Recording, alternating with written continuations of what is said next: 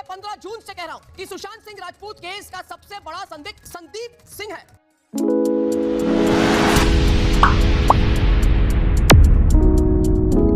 सुशांत सिंह राजपूत वाला मामला जो पिछले 3 साल से चल रहा है, इस मामले को लेकर हमेशा से कुछ ना कुछ सवाल निकल के आते रहे हैं। आज फिर इस पूरे मामले को लेकर एक बड़ी खबर निकल के आ रही है और ये खबर देने वाला जो शख्स है उसने समीर वानखेड़े के ऊपर 30 लाख की घड़ी चुराने का आरोप लगा दिया है। जी हाँ, समीर वानखेड़े और उनके एक इन्वेस्टिगेशन ऑफिसर के ऊपर चोरी का आरोप लगाया है इस शख्स ने। इस शख्स का नाम है करण सजनानी और साथ में आपको बताएंगे कि किस तरीके से इस बार आर्यन खान वाला जो मामला चल रहा है, इस मामले में समीर वानखेड़े को लेकर क्या बड़ी खबर निकल के आ रही है। सबसे पहले आपको बता दिया जाए, एक बड़ी खबर निकल के आई कि जहां पर ड्रग्स मामले में 2021 में एनसीबी की टीम ने एक शख्स को पकड़ा था, जिस शख्स का नाम करण सजनानी बताया जा रहा था। यह शख्स नवाब मलिक के दामाद जो थे समीर खान, उनके साथ ही पकड़ा गया था। और कहा जाता है कि पहले तो इस शख्स ने बताया कि सुशांत सिंह को लेकर साजिश रचने का आरोप अपने ऊपर लेने के लिए उस वक्त के Mumbai NCB zonal director Sameer Wankhede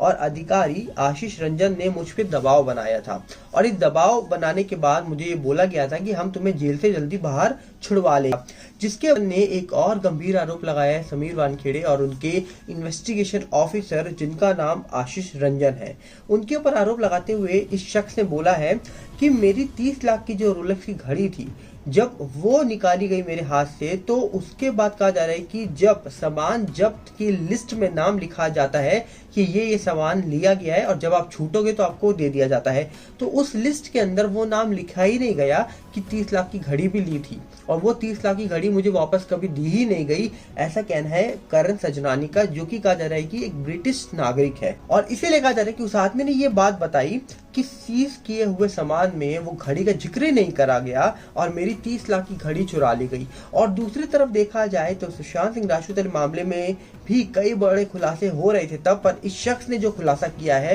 वो बहुत इंपॉर्टेंट है। अब सवाल ये उठता है, जहां पर समीर वानखेड़े जी के ऊपर इतने बड़े सवाल उठ रहे हैं, जहां पर पहले वो दिल्ली हाई कोर्ट गए, अब वो बॉम्बे हाई कोर्ट में है जहां पर वो याचिका लगा रहे हैं, पर कहा जा रहा है कि लगातार उनके ऊपर आरोप लग रहे हैं। जहां पर एनसीबी की विजिलेंस टीम अलग बातें कर रही है, वहीं पर कुछ अलग लोग निकल के आ रहे हैं जो कि अब बहुत सारे आरोप और लगा रहे हैं उनके ऊपर। आपको याद होगा, अभी एनसीबी की विजिलेंस टीम ने जब इस पूरे मामले की जांच करी थी तो उस टीम ने कहा जा रहा है कि कई बड़े खुलासे किए हैं। जैसे कि उन्होंने खुलासे में ये बोला है कि समीर वानखेड़े जी ने 2017 से 2021 तक 6 फॉरेन की ट्रिप करी है और उसके साथ उन्होंने बोला कि उनकी 4 फ्लैट है मुंबई में। उसके बाद उन्होंने कई और बड़े खुलासे करे, जैसे उनको एक रोलेक्स की घड़ी थी जिसकी कीमत 22 लाख रुपए के आसपास थी, पर उनको वो घड़ी मिल जाती है करीब 17 लाख की। तो इन बातों को लेकर एनसीबी की विजिलेंस टीम ने कई सवाल उठाए हैं। अब कहा जा रहा है कि इसी के बीच समीर वानखेड़े जी के पास भी कई बड़े सबूत होते हुए नजर आ रहे हैं,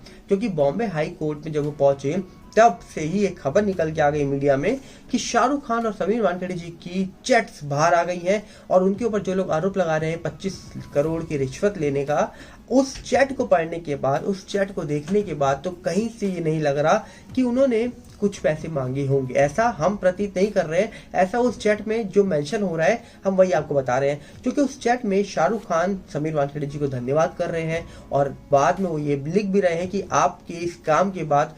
आर्यन खान की लाइफ में बहुत चेंजेस आएंगे और एक दिन ऐसा आएगा जब आप और हम दोनों गर्व करेंगे उसके ऊपर। और साथ में उन्होंने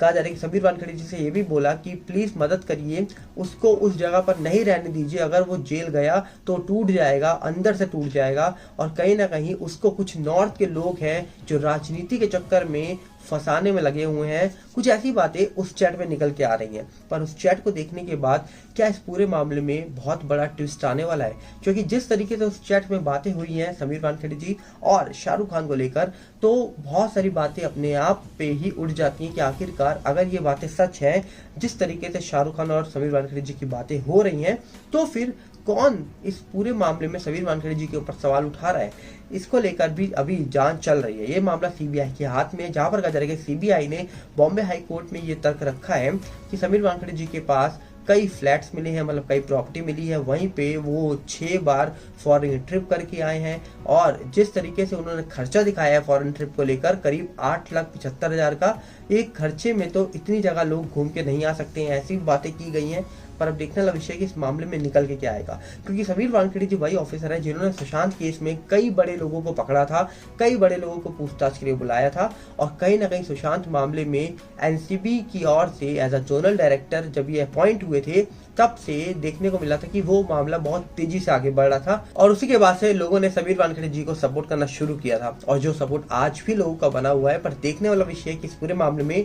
जांच पूरी होने के बाद अंत में क्या निकल के आएगा, तब तक इंतजार करना पड़ेगा कि आखिरकार इस पूरे मामले में निकल के क्या आएगा। पर वहीं पे आपको बताया जाए कि सुशांत मामला जो 3 साल से चल रहा है उस पूरे मामले में अभी तक कुछ नहीं निकल के आया है। यहाँ तक कि समीर ठक्कर नामक शख्स जो ट्वीट करते रहते हैं ट्विटर पर, उन्होंने ट्वीट के माध्यम से तो लिख दिया है कि संदीप का नार्को करवाओ और एक संदीप को बचाने वाले जो है वो बीजेपी के एमएलए हैं, ऐसी बात भी उन्होंने लिखी है। पर सवाल ये उठता है कि आखिरकार इनके द्वारा जो लिखी गई बातें हैं वो बातें कितनी इंपॉर्टेंट है, क्योंकि जिस तरीके से इन्होंने साफ बोला है कि संदीप का अगर नार्को होगा तो दिशा सुशांत दोनों केस सॉल्व हो जाएंगे। तो आपको भी क्या ऐसा लगता है? हम चाहेंगे अपनी राय कमेंट बॉक्स में रखिए, क्योंकि आपको बता दिया जाए एक तरफ जहां पर हमारे देश की मीडिया तुरंत ही किसी को भी क्लीन चिट दे देती है, वहीं पर एनसीबी की जब चार्जशीट निकल के आई थी तब कहा जाता है कि चार्जशीट में ये शो किया गया था कि जो आर्यन है उनकी बात एक से नहीं 30 लोगों के साथ हुई थी और जहां पर एनसीबी ने उनके ऊपर सेल, परचेस और कंज्यूम करने के भी चार्जेस लगाए थे,